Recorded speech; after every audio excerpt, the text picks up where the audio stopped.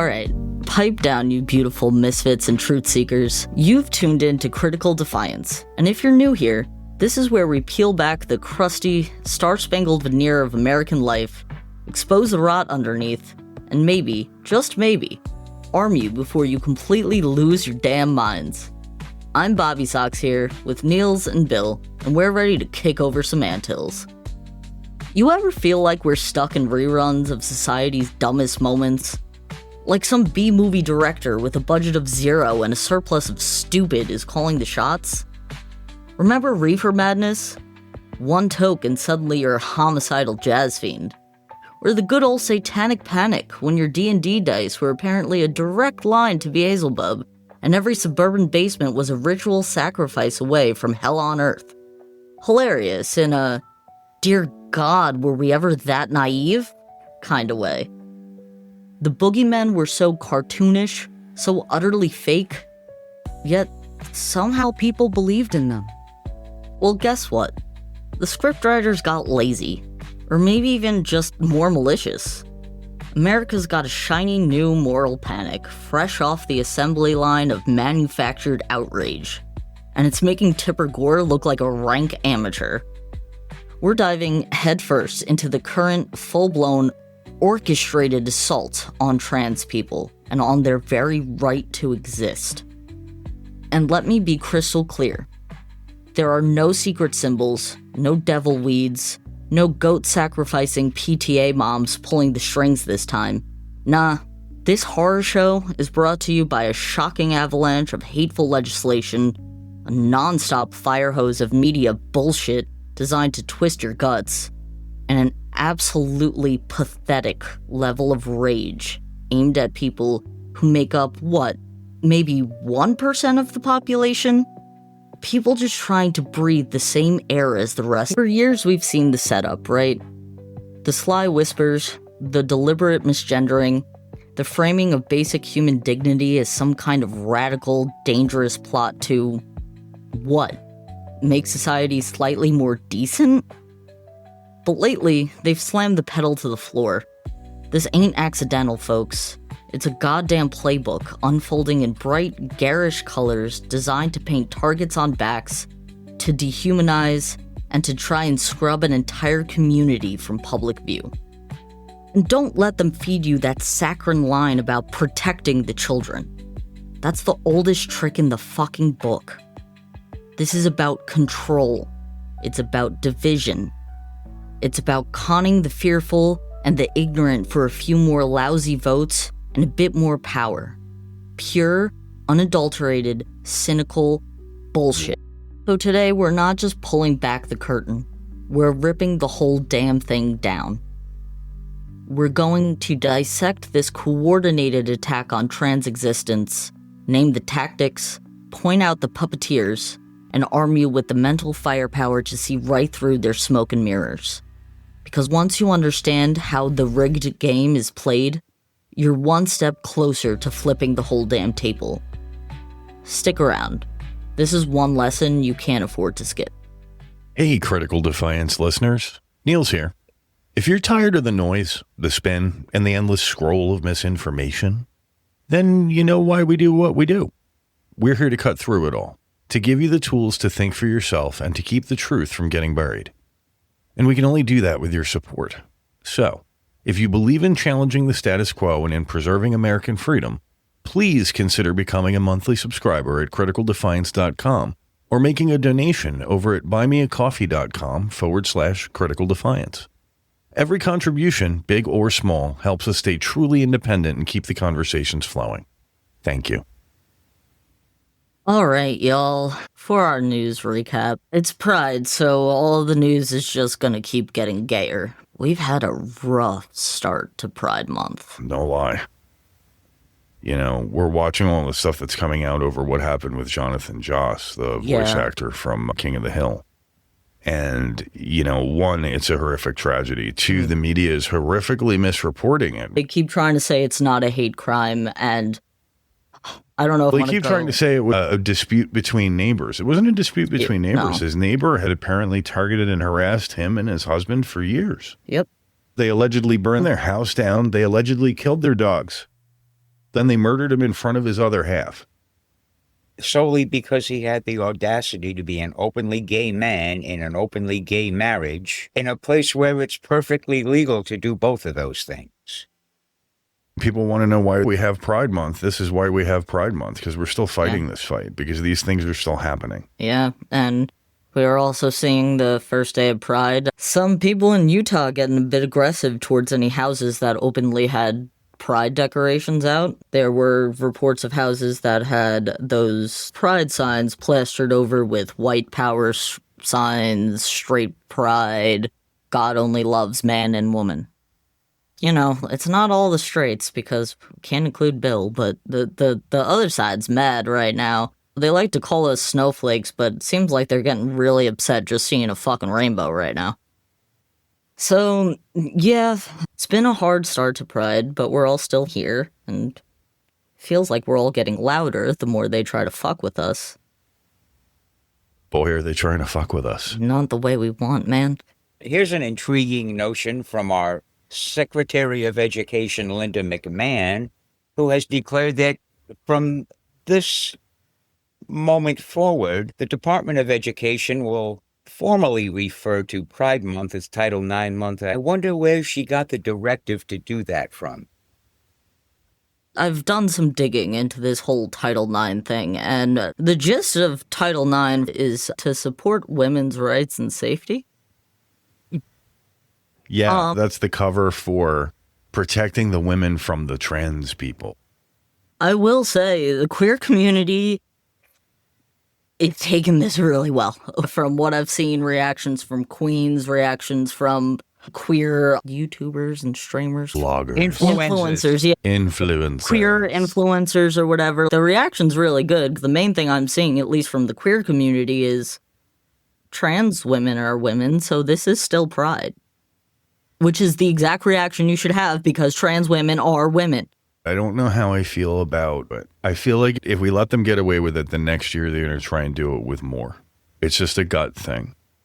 But I feel like if we let them get away with it in the Department of Education, then they're going to try it in other places, and we're going to start seeing the same kind of erasure of the rest of the gay community that they're attempting on the trans community right now. And I wouldn't call it more acceptance, more of a, like, fuck you, you thought you got us, but you didn't. I do see how we should try to at least be a little bit louder about this. It's Pride Month. I don't give a fuck. It's Pride Month. It's kind of like how it's always going to be Twitter to me. I don't give a fuck. It's Twitter. It's Pride Month. It is not Twitter. It is the artist formerly known as Twitter. And they aren't necessarily waiting. It's a flood the zone thing, I think. The Secretary of Defense, our illustrious Secretary of Defense, Peter Hegseth, announced this week that a U.S. naval ship would be stripped of the name Harvey Milk, because Harvey Milk was gay. He served in the Navy. He was less than honorably discharged because of his sexual preferences. But he went on to become the first openly gay elected official in the country in San Francisco. While serving the city of San Francisco, he was murdered because he was openly gay. And we can't even name a ship after this poor man. We're going to talk about dishonorable things. All we have to do is look at Hegseth. We're going to erase that little bit of history also, because it's gay. Fucking, it's just a name. I mean, it's more than that. Next thing you know, all the fucking straights are going to be lactose intolerant of their own accord. They're also milk is woke. As we have throughout history, the queers are persevering and going through it, and we're not letting these jabs at us go unnoticed. Am I technically a mythological creature in this country? You are a unicorn. Hell yeah. You are a unicorn. No, excuse me, I'm a goddess. Thank you. Or all right. Perhaps a duck, but still. Take that and we'll get copyrighted. And that was the news.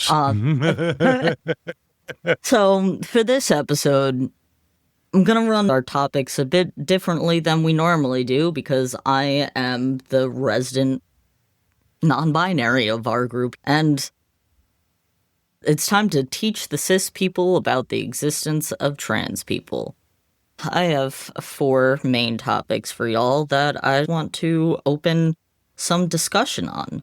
The first being that throughout history there have been extermination attempts against trans people. I wanted to start with asking both of you, are you aware that ancient cultures almost always saw way more than 2 genders? Very much so. Oh, hell yeah. There are not only ancient cultures, but there are still cultures that exist today, mostly indigenous, very localized cultures, that look upon non-binary people who identify as both male and female. I don't know what the proper term is here, but they look at these people as representing the male and the female side of whatever deity they worship. These people aren't segregated or oppressed or pushed away. They're held in high esteem. Bill, you're not wrong. Ancient cultures, especially native cultures, always saw people who were trans or non-binary on a different spiritual plane. They were seen as some of the most useful people in their tribes as well. The argument gets given that there couldn't have been trans people in ancient societies because everything was hunter-gatherer. You either had penis and went out to hunt, or you had vagina and you gather. It's not actually how things happen. That's a Western conception that we sort of retconned into our history. That's technically known as a crock of shit. Yeah. And in these societies, those who were gender nonconforming, non-binary, trans, whatever word they had for it, were seen as being on a different spiritual level, and they were also viewed as more resourceful. Because let's say one of the men was sick and couldn't hunt. The trans person could, and also could come back home and keep sewing clothes for the children. Talk about multitasking. Some notable ancient societies or even current indigenous tribes like the Navajo have many different words for different types of genders. It's not a foreign concept to the human race or to people. Yeah. It's a foreign concept to a Western way of thinking that rejected it so long ago, it now thinks it was never a part of the experience. And it is absolutely not a woke concept unless you want to trace the history of woke all the way back into prehistory. Get on it. Get on it. Let's see the facts. So they call it woke. I call it having an IQ over 73. So talking about Western civilization and the current views we have on gender, trans people have been here since humanity has been here. So how do we get to where we are today? 2 simple words: colonialism and Christianity. The rise of both led to the first rounds of extermination attempts toward the trans community as a whole. When we think about colonialism, we think about getting a group of people under your control to do what you want. An easy way to start controlling people is to limit the ways they can identify and express themselves. When we think about colonialism, some people think about the spread of slavery. Some people think about colonialism, they think about the spread of a certain set of social or cultural morals or ideals or beliefs. I think of colonialism as something that comes in and excises and tears away parts of the native culture, at least from what I've seen. More than parts, often nearly all of it. It's a little of this and a little of that, but the whole package is a cultural rewrite that includes deletion, marginalization, and extermination in some cases, in order to seed a certain type of culture into other parts of the world. And that carries with it all this weird morality. Yeah, because, I mean, one of the biggest examples is European colonization, which suppressed the than one gender being a thing through laws, policing, and religious dogma. That's how, we got Joan of Arc being yelled at for wearing pants and shit. The church needed to make 2 very cookie-cutter ideas of what people could be and force them into those slots.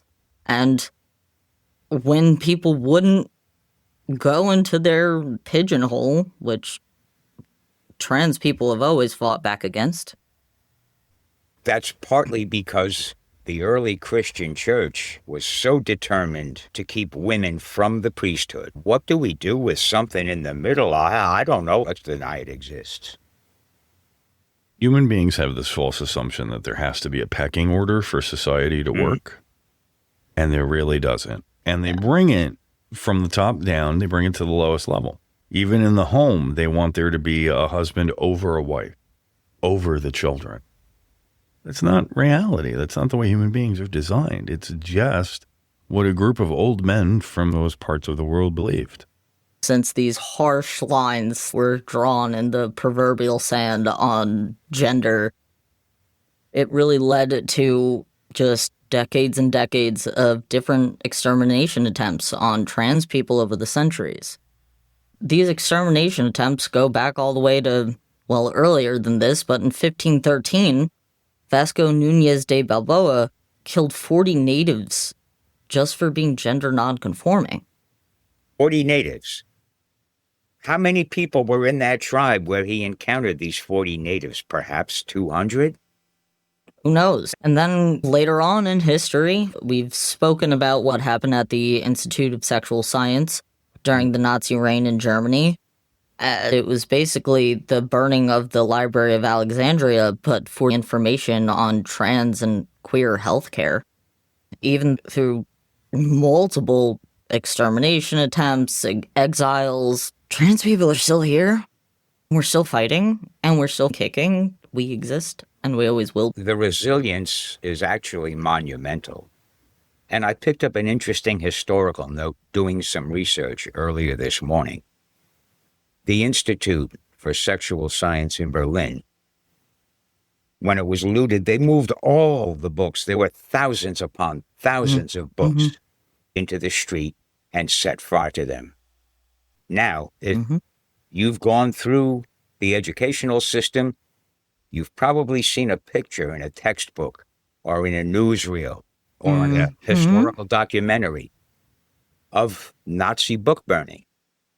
Most of those pictures are from that particular book burning, but nowhere in the photographer credits or anywhere in the text mentioned that those books came from the Institute of Sexual Science, because that would open up a whole another can of worms. Yeah. Wikipedia credits the pictures. It's the only place I've seen do it. To wrap up the first segment, we've been here forever and we're not going anywhere. And whoever told you that biology has binaries didn't make it past their middle school biology class. I have to say this because it was a funny thing I saw that I wasn't expecting in the few minutes I was scrolling through memes. Trans guy is on a cooking site where people share recipes, right? Just finds out randomly that women are referring to themselves as FTM to mean full-time mom. Oh, God.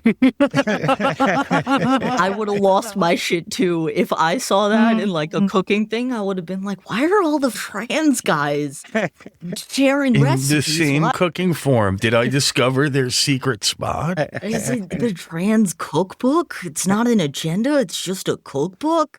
For our next segment, I wanted to discuss gender roles and society's current gender roles and what they add to society, maybe how they fuck with society. I'm non-binary. I could have a 5-hour-long podcast episode going off about gender roles.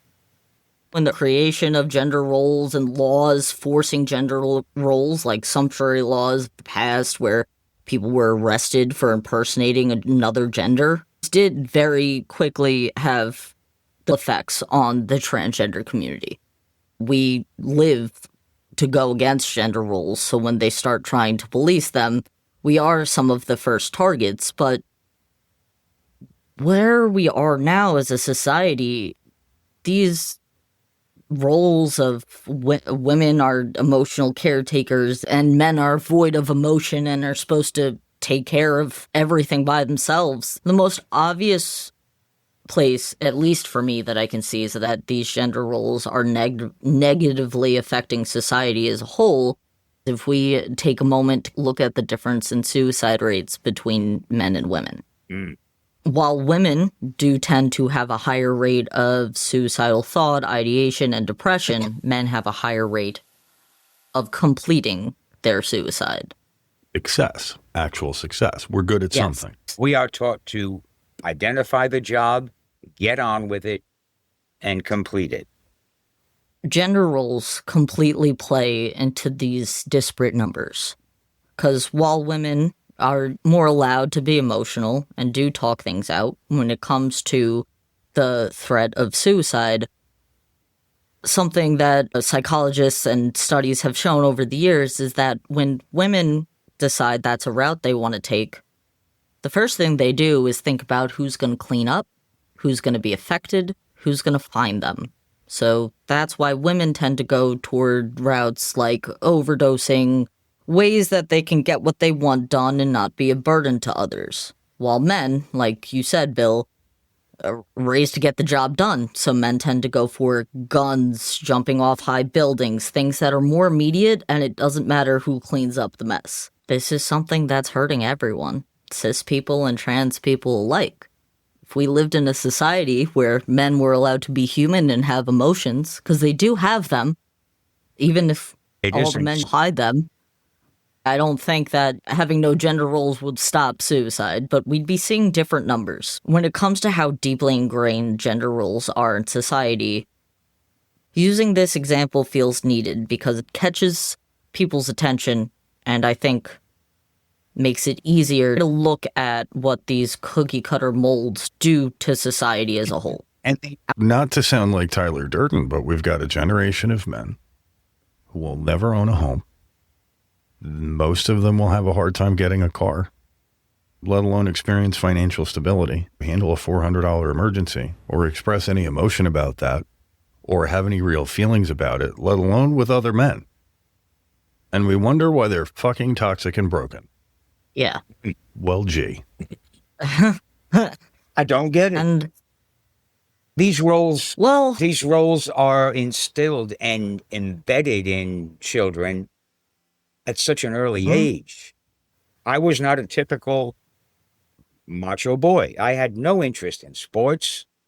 I would rather read a book or play a game of chess. I empathized with people. And as a result, I was bullied throughout school. I didn't get away from the bullying until I finally got into college. On some level, it was there from the age of 6 till the age of 17. All in all, society's gender roles are men. The idea that men are supposed to do this and women are supposed to do that goes back to colonialism and Christianity. They wanted people to be one thing or the other to weed out the ones that are too free. In today's society, these gender roles have become extremely limiting to both men and women. It encourages men to bottle up emotions, and it's completely fucking mythological. Gender roles are modern mythology. We've created a shorthand for how we're going to categorize and label people in society and what their roles should be. And if you look at what we do socially as little monkeys, we divide and segregate. We have a natural tendency to do it. So we do it at first with gender. Then we do it based on things like social dominance, job roles, and money. Who has what? But we divide and segregate. In my perfect Star Trek utopia, gender roles would be abolished. If we do get there as society one day, I think we're going to see a rush in innovation, better decision-making, and just overall better mental health for everyone. When you don't have to force yourself inside a box, it gives you a whole new level of the word freedom. When the world becomes open to the individual will open themselves to the world. So to roll on through to our next segment, speaking of how gender roles are a myth in society, I wanted to talk about the lies they tell about us as trans people versus the realities we actually live. There are a lot of myths and lies being spread about trans people and the trans community as a whole right now. Either of you have one that comes to mind firsthand? Well, Sometimes little Johnny goes to school and he comes back home as little Jane with no penis. But you asked the question. There are a lot of people. There's a question that I get from older people in my family. Is it true that kids get transed when they go to school? First off, transed is not a fucking verb. Please stop that. Thank you. No. For God's sake, no. No. The big thing that just adds to this myth and makes it even more disgusting is what's left out about what it means to help a child transition. Because there's a very huge difference between medically transitioning, and that does involve surgeries, medication, things like that, and social transitioning. When you hear anything being talked about children being helped to transition at school, they're not fucking going to the nurse's office, sitting on that shitty little cot and getting a fucking mastectomy on boobs that haven't even grown in yet. That's just not what's happening. And if you're dumb enough to believe that is what's happening, you need to go back to school and figure out what the hell reality is. All social transitioning to help children is letting them wear clothes they like, no matter what gender it's assigned to, maybe getting a haircut, letting their hair grow out, and using the correct pronouns and names for them. Oh, the horror. And by doing, you significantly reduce suicide rates in these children later in life when they reach puberty. Correct me if I'm wrong here, but as far as I know, the only children who are being transitioned in school are the ones who are going to the bathroom in the litter box. There was an element of sarcasm there, okay? I can't. You know, laws have been passed to prevent furries from having their own litter boxes at school. This. As if that's a problem. Yeah. As if that's a problem. I sent little Johnny to school, and when he came home, he had boobies and he pees in a litter box. I didn't raise a cat girl. I mean, Dad didn't raise a cat boy, but I exist this way. Whoops. I did not expect that to go there, because what I was expecting you to say was something about... All right, so where my brain went before litter boxes were brought up was the fact that the whole children are being mutilated myth also ties into, the right, and Fox likes to say that the liberals are indoctrinating the children into being trans and gay. And what I have to say to that is, please go look at all your Catholic schools and tell me that there's not indoctrination there when we're teaching kindergarten-age children that if they sin, they're going to burn in hell. Or at the very least, turn to the dictionary and look up the meaning of the word you're using, because clearly you have no idea what it means. Yeah. So, for our next myth, regret lie. Drives me nuts. The lie that there's a huge amount of trans people who get these surgeries, get the medication, and then have regret and detransition. So, here's a couple things that have a higher regret rate than gender-affirming surgeries.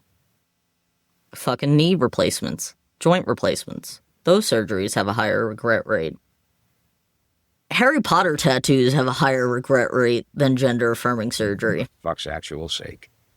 The actual regret rate for gender-affirming surgery is around 0.03%. For the amount of hoops and hurdles you have to go through, depending on your state, it's harder or easier, but it's never just generally easy. It's a mountain of things you have to go through to even get to the level of being allowed to have gender-affirming surgery. Most people don't realize that non-binary people and trans people who want top surgery have to not smoke anything and not drink for at least 6 months to be eligible. That takes commitment, especially in a community known for drinking, smoking, and partying. I live in New York. I can't judge. I live in New York, a purportedly liberal state. And when my child decided they were ready to transition, the number of hoops and the number of hurdles, medically and psychologically, that were placed in front of them, I stumbled through this obstacle course with him. But nobody should have to go through that. Nobody. It isn't like you just walk into the ER and say, I need a pair of tits. No. No, they still don't even know how to give trans guys surgery so that they actually have working parts down there. The regret rate is not what you think it is. There's a higher regret rate from boob implants on cis women. Alright, so to wrap up our trans discussion today, trans agenda. I want us to look beyond the word trans, especially with all of the current anti-trans bills and laws that are being proposed, because there's so much more to them than just what happens to the trans community. Currently, the ACLU map tracking anti-LGBTQ plus bills across the country shows 588 proposed bills this year. Now, not all of these are aimed at trans people. These are just general anti-LGBTQ plus bills as a whole. But the ones that are aimed against the trans community are vicious. And it's beyond just healthcare. They're either vicious or ludicrous. Sometimes they're both. Most of the time, they're both, in my opinion. They're ludicrous, they're ridiculous, and they go way beyond just healthcare. And these healthcare bans, I don't even have the time to go into them because they're a lot. Some of the most popular ones that are popping up are sports bans prohibiting trans youth from playing sports in the team that aligns with their gender. I got a little story I want to share about that. Yeah? This whole black and white or either or binary choice fantasy that's being peddled and foisted upon us is exactly that. It's a fucking fantasy. That's just not how biology or genetics, or for that matter, even psychology works. This whole obsessive interest in gender purity for sports actually has a kind of disturbing backstory, though it's not all that surprising. Bobby, you spoke a couple of times today and last week about the 1933 looting and burning of the Institute by Hitler's Nazi Party in Berlin. As it turns out, today's insatiable quest to define exactly who or what counts as a woman in sports traces its origins back to Hitler's Berlin Olympics. These games were supposed to provide irrefutable proof of his deranged belief in the superiority of the white, Northern European Aryan race. Then a black American, Jesse Owens, obliterated all of those superior competitors and collected 4 gold medals in track and field. Adding insult to injury, 18-year-old Helen Stevens from Fulton, Missouri, was a tall, uncharacteristically muscular girl with an unusually deep voice. She walked away from the women's track and field events that same day, crowned as the fastest woman in the world. Olympics officials had examined Helen and cleared her to compete before the games, after confirming that she was indeed female. So, the seed planted by one of history's most despicable villains goes on to bear fruit among his acolytes just 16 years ago. Yet another unusually muscular South African woman, Caster Semenya, came under scrutiny after blowing the doors off fellow racers at a 2009 World Championship event. As rumors began to circulate, she agreed to undergo gender verification tests, but was not prepared for the outcome. Born with a vagina and assigned female at birth, Castor learned that her vagina led literally nowhere. She had no uterus. Genetic testing revealed she had both an X and Y chromosome. Oh, so intersex people didn't come out of nowhere? It happens when you stir the genetic soup. Consequently, that led to abnormally high testosterone levels. At the age of 18, having just won a world championship, she was told she'd either have to quit competing or submit to hormone treatment to lower her testosterone. She submitted. She details her suffering in her 2023 memoir, The Race to Be Myself. Against all odds, she flourished, taking second place in both the 2011 World Championships and the 2012 Olympics, against Russia's Maria Savinova, it turns out, had been one of the loudest voices questioning Castor's gender. Ironically, this Russian athlete was later found guilty of doping, and Castor's second-place finishes were subsequently upgraded to gold medals. Moral of the story, kids: biology is a crapshoot. Genealogy is not an amalgam. It's a stew. And between black and white, there are way more than a mere 50 shades of gray. If the ancient Greeks who invented the Olympics could see how society is trying to gender sports, once they stopped freaking out about the fact that everyone was wearing clothes, they'd be freaking out about that. So rolling it back to some of the other awful anti-trans bills and things we're seeing, censorship in education. Now, this is more than just don't say gay. As we saw in Florida, it goes much further than just don't say gay, don't say trans. These censorship in education bans go into taking out any literature about queer people from schools, to not letting school officials help these kids social transition by using their preferred name and pronouns. Now we're seeing things where the censorship in education laws are adding forced outing to these bills, which, as someone who went through that, that's one of the worst things. If you want to make sure you take a trans kid and mess them up for a really long time, out them before they're ready. This is what we have politicians trying to push. Those types of bans lead into defining sex in discriminatory ways, defining it only on reproductive anatomy, chromosomes, or hormones, which, from the story you just told us, completely takes intersex people and throws them out the window. Yep. Biology doesn't work like that. Please read a textbook higher than grade 6. You can have a person with 2 X chromosomes who expresses as a male because there are other genetic markers that get involved. If there's a mutation on one of those X chromosomes, when it communicates with those other genetic markers on other chromosomes, it could make that double X chromosome person present as a male. And vice versa. The same goes for an XY chromosome individual. You would expect a male. Not every time X is a mess. Yeah. And you can't always predict the outcome. Look at X-Men. I mean, all of these bans, all these laws are also leading into rescinding non-discrimination protections. Iowa, for example, completely rescinded protections for trans people in employment, housing, and public accommodation. Texas has a proposed bill to charge trans people with a felony for informing their employer or the government of their gender identity. Basically, they want to call it fraud. And this doesn't just affect trans people.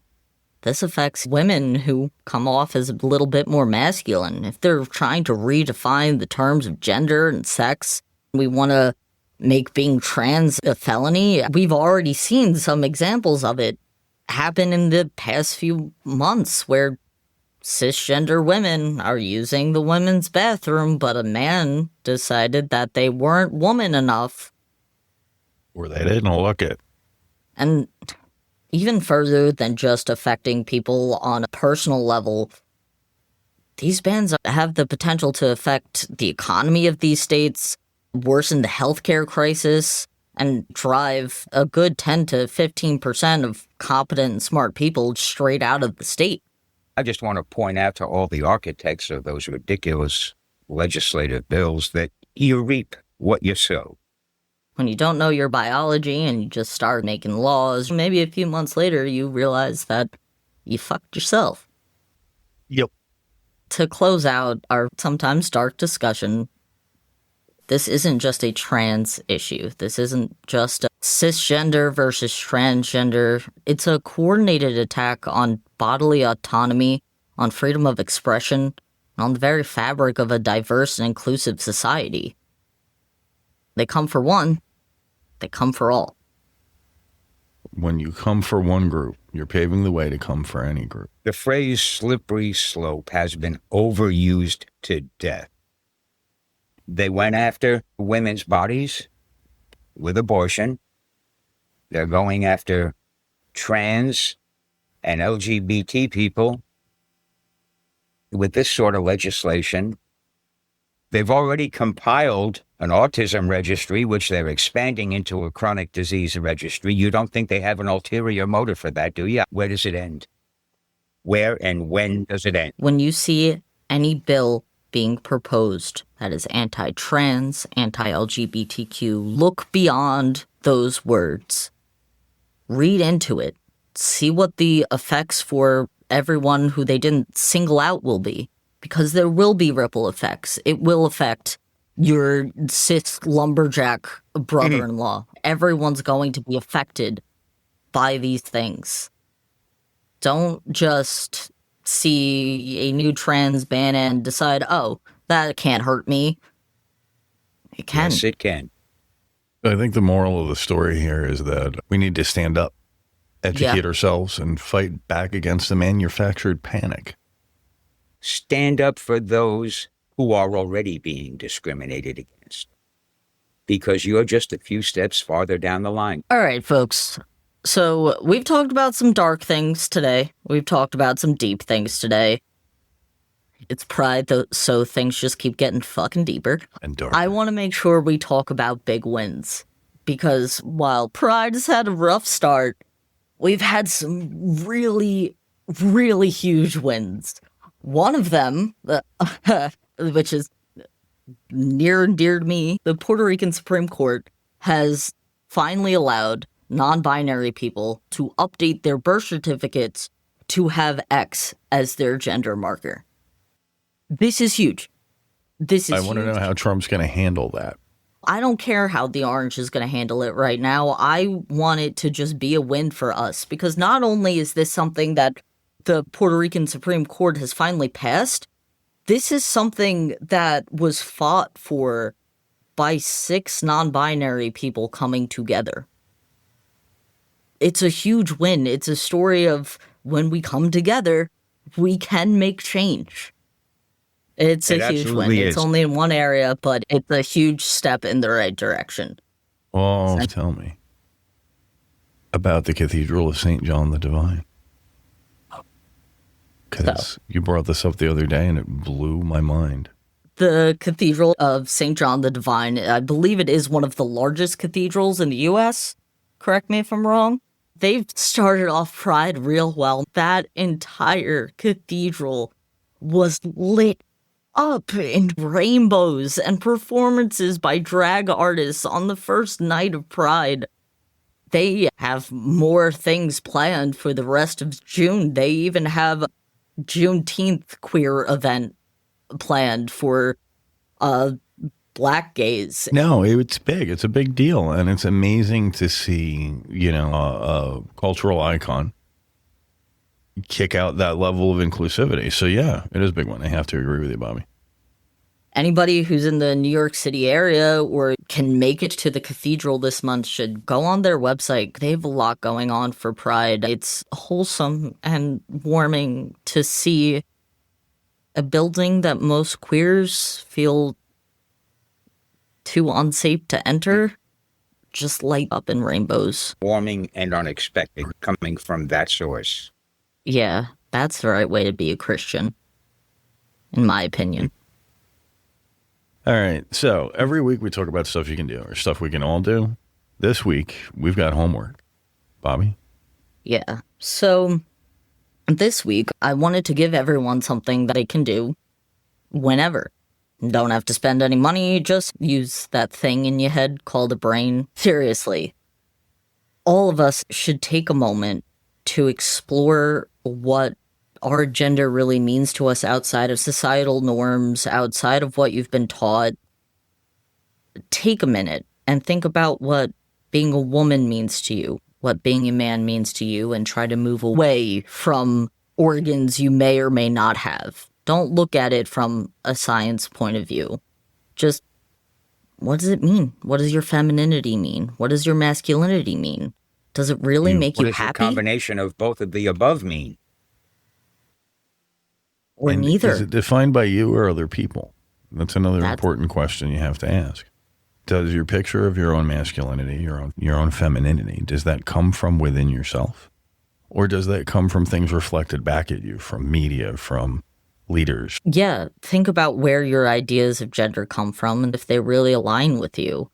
And another thing everyone can do, because I know for cis people, it can be a bit difficult to figure out how to really empathize with the trans community. No one is saying that you have to fully understand us, but if you ever want to take a minute and think about what it would be like, don't do the thing where you think about what would happen if you woke up tomorrow in another gender, because that's much jumping through hoops. Think about how you would feel if you identified and presented the way you currently do, the way you feel comfortable, and everyone else in your world told you that you were wrong. You'll kind of have an idea of what trans people deal with. And that, dear listeners, brings us to the end of another crucial conversation here on Critical Defiance. We've spent this episode, The New Moral Panic, dissecting the unsettling rhetoric and legislation aimed at an already vulnerable community.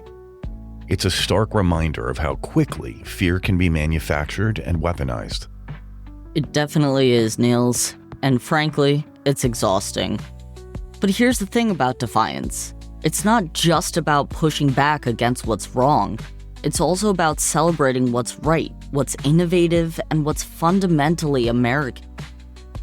Which brings us perfectly to next week. We're turning the volume up on joy, resilience, and groundbreaking contributions. Get ready for an episode we're incredibly excited about. Pride and Progress, the queer architects of a better America. That's right. We'll be diving deep into the incredible, often overlooked impact of LGBTQ+ individuals throughout history and in the present day, from science and technology to art, activism, and everything in between. We'll shine a light on how queer communities have consistently pushed for a more inclusive, equitable, and yes, freer America for everyone. Because true freedom isn't just about the absence of oppression, it's about the presence of possibility, the celebration of diversity, and the collective building of a brighter future. And trust me, the queer community has been building some magnificent structures. So, if today's episode left you feeling a little heavy, next week we're lifting you up. Join us for Pride and Progress, the queer architects of a better America. You won't want to miss it. Find us wherever you get your podcasts. And don't forget to rate, review, and share Critical Defiance with anyone who's ready to challenge the narratives and truly think critically. Because the truth is out there, and so are people making America better, one defiant step at a time. Till next time, stay critical, stay defiant, and keep fighting for freedom.